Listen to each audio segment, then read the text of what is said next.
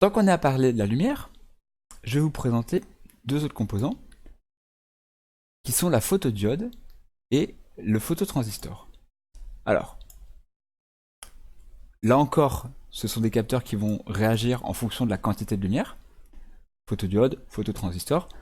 Le premier, la photodiode, ça va être une diode comme on les connaît, donc qui vont faire quelque chose avec le courant. Ça se présente comme ceci, une diode. Sauf que la diode, habituellement, elle se représente comme ça.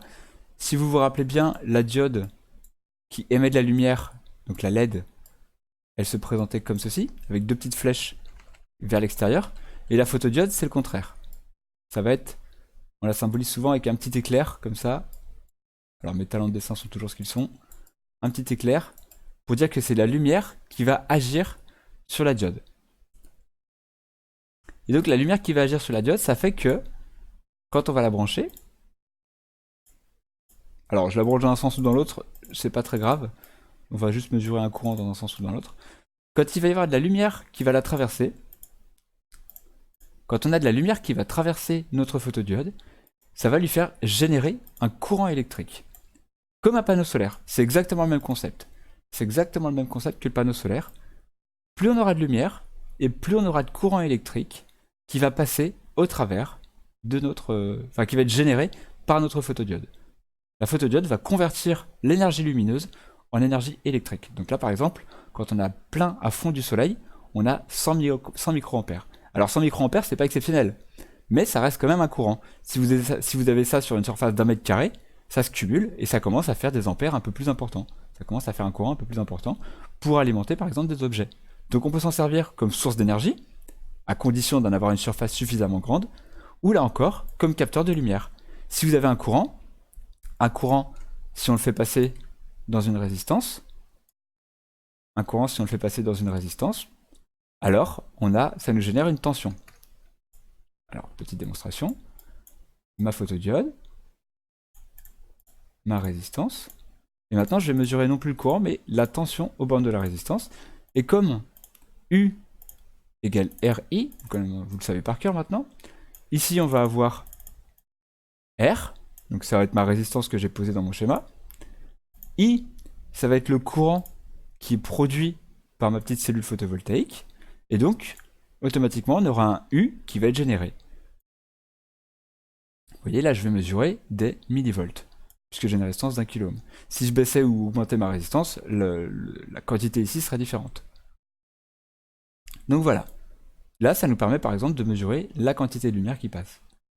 Et on pourrait s'en servir par exemple en la branchant sur un transistor pour piloter un transistor en fonction de la lumière. Le transistor amplifierait, lui, la quantité de courant qui passera à travers lui, par exemple. Donc voilà, la photodiode, imaginez ça comme une cellule photovoltaïque. Vous en mettez beaucoup, vous avez beaucoup de courant, et donc on peut générer du courant grâce à la lumière du soleil. Maintenant, le phototransistor, c'est un peu le même délire. Le phototransistor, alors, on va revenir un petit peu en arrière, le phototransistor, il ressemblait à ça. Un truc comme ceci. Un truc comme cela.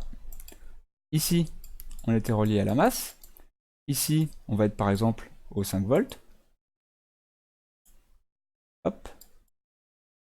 Et ici, vous vous rappelez, normalement, on avait la commande. Alors, ma petite flèche. Ici, normalement, on avait la commande sur ce qu'on appelait la gate, le collecteur. Ici, normalement, on avait la grille, pardon. La commande, c'est avec notre Arduino. On le faisait avec notre Arduino. Si l'Arduino mettait le signal à 1, par exemple, notre transistor devenait passant, et si on mettait 0, il devenait bloquant. Et bien ici, la commande, ça va plus être l'Arduino, mais ça, cette partie-là, ça va être, là encore, le soleil. Et plus on aura de soleil, plus ça va ouvrir le robinet, plus ça va faire passer de courant. Imaginez votre transistor comme un robinet pour faire passer de l'eau. Plus vous le tournez, plus vous aurez d'eau qui va passer. Bien là, ça va être pareil. Plus on va avoir de soleil, et plus ça va ouvrir notre robinet. Donc plus ça va amener de courant. Et donc si derrière vous avez un appareil, votre appareil par exemple, un moteur, il va tourner de plus en plus vite en fonction si on a beaucoup de lumière. La lumière servira juste à piloter la quantité de courant qui passera. Donc le transistor, il peut être branché en amplificateur, en quelque sorte. Comme un robinet pour faire passer le courant.